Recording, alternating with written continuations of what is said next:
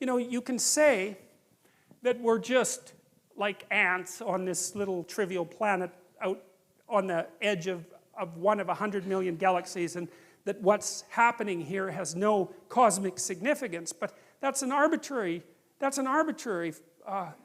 proposition, you know. I mean, we're very complicated things, and whatever's going on this planet has to do with conscious reality.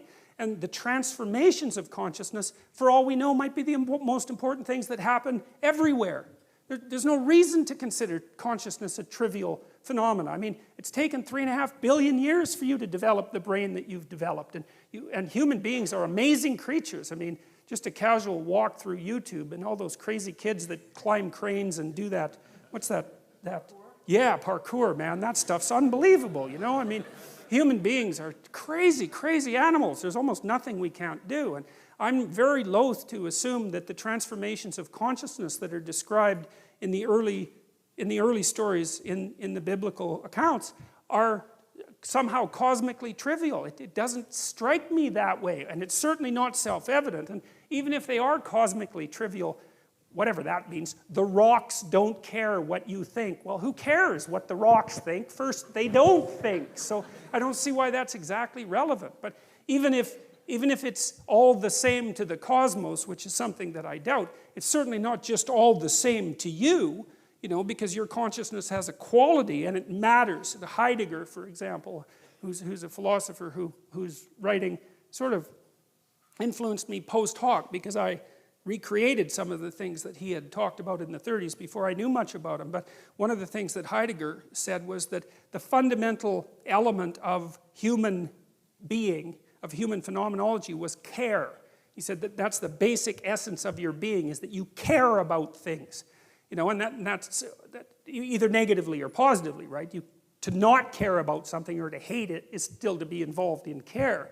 And so, even if the cosmos itself is neutral with regards to our existence, we're not, and we're the only things that we know of that are conscious, and so, well, we might as well go with that. And there's no reason.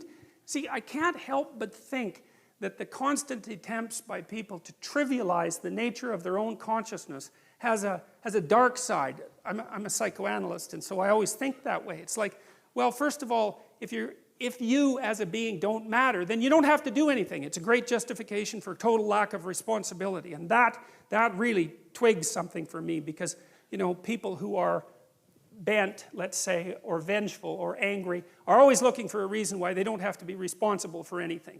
Plus it's a lot easier. And so the notion that consciousness is trivial immediately allows you to wander down that path.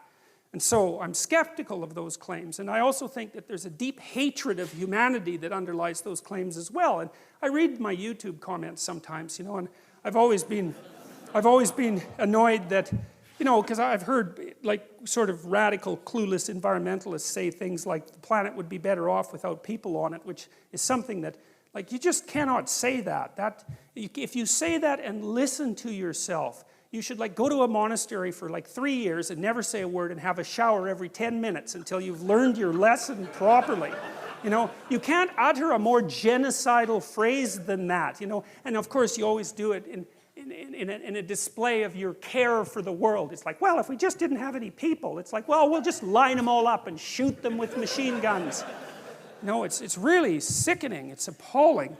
And there's a hatred for humanity that's at the bottom of it. And I mean, you can kind of understand why, because we're messy and, you know, we don't clean up after ourselves, and, you know, we're like raping the rainforests and that sort of thing. But I do have some sympathy for people because, you know, we're hell on Mother Nature, but she certainly returns the favor, so. And that's a good thing to remember. You know, a lot of what we're doing is just bloody well trying to exist with a relative minimum of pain.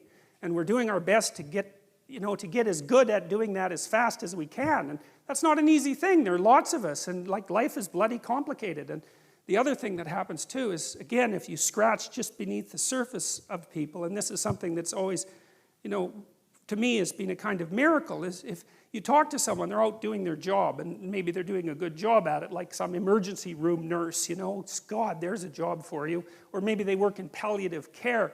You know, and you talk to them and you find out they've got like 4 as I said before, serious problems in their family, and maybe they're diabetic to boot, and yet they haul themselves out of bed in the morning and go take care of dying people. It's like, good God, people deserve a bit of respect for struggling forward and not always trying to make the planet a worse place when they're beset on all sides constantly by, you know, an unending series of tragedy. You'd think we could have a little bit of sympathy for ourselves as a consequence of that. It's like we're not all like rapacious, greedy monsters who are bent on just devouring everything in our path, you know. It's a little bit more complicated than that.